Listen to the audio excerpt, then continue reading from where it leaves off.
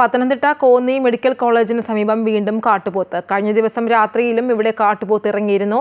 നിരവധി കുടുംബങ്ങൾ താമസിക്കുന്ന പ്രദേശത്ത് തുടർച്ചയായുള്ള കാട്ടുപോത്തിന്റെ സാന്നിധ്യം പ്രദേശവാസികളെ ആശങ്കയിലാക്കിയിട്ടുണ്ട്. കോന്നി മെഡിക്കൽ കോളേജിലേക്കുള്ള പാതയിലാണ് ജനങ്ങളെ ഭീതിയിലാക്കി കാട്ടുപോത്ത് നടന്നു പോകുന്ന ദൃശ്യങ്ങൾ പുറത്തു വന്നത്. വാഹനങ്ങളും യാത്രക്കാരുമുള്ള സമയത്ത് റോഡിലൂടെ ഗേറ്റ് വരെ കാട്ടുപോത്ത് നടന്നെത്തി.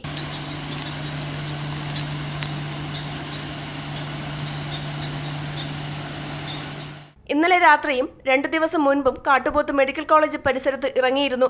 മെഡിക്കൽ കോളേജ് ആശുപത്രിക്ക് പുറമെ വാട്ടർ അതോറിറ്റി കെട്ടിടം, നഴ്സിംഗ് കോളേജ്, ഹോസ്റ്റലുകൾ തുടങ്ങിയ സ്ഥാപനങ്ങളും നിരവധി വീടുകളും ഈ പ്രദേശത്തുണ്ട്.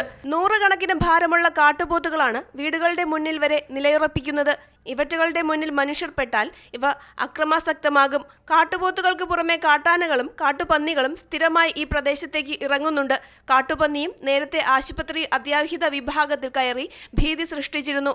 വനാതിർത്തിക്ക് സമീപമുള്ള മെഡിക്കൽ കോളേജിൽ വന്യമൃഗശല്യം തടയാൻ ഫോറസ്റ്റ് എയ്ഡ് പോസ്റ്റ് ഉൾപ്പെടെ സ്ഥാപിക്കണമെന്നാണ് നാട്ടുകാരുടെ ആവശ്യം. അമൃത ന്യൂസ്, പത്തനംതിട്ട.